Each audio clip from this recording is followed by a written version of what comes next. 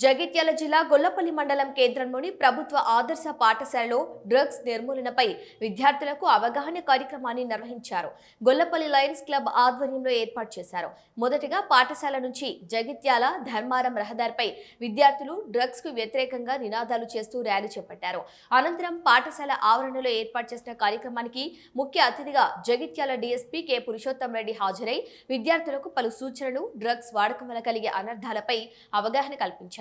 ఈ సందర్భంగా డీఎస్పీ పురుషోత్తం రెడ్డి మీడియాతో మాట్లాడుతూ దేశ అభివృద్ధి కోసం నేటి యువతే ప్రధానమని, యువత మత్తుకు బానిస కాకుండా ఉండేలా ప్రతి ఒక్కరూ కృషి చేయాలని కోరారు.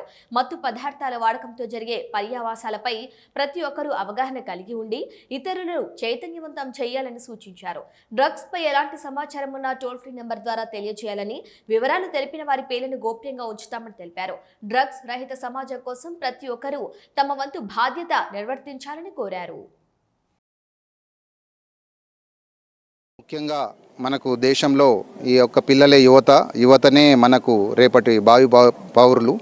వీరికి ఈ యొక్క డ్రగ్స్ మీద అవేర్నెస్ కలిగించడం మన యొక్క ప్రభుత్వం తీసుకున్నటువంటి లక్ష్యం ఇది. వీళ్ళందరినీ డ్రగ్స్కు దూరంగా ఉంచడం, వీళ్ళ ద్వారా మనకు ఒక సమాజానికి మెసేజ్ పంపడం అనే ఉద్దేశంతో మనం ఇటువంటి కార్యక్రమం చేస్తున్నాం. పిల్లలందరూ కూడా యువత డ్రగ్స్కు దూరంగా ఉండాలని చెప్పి మనవి చేస్తున్నాం.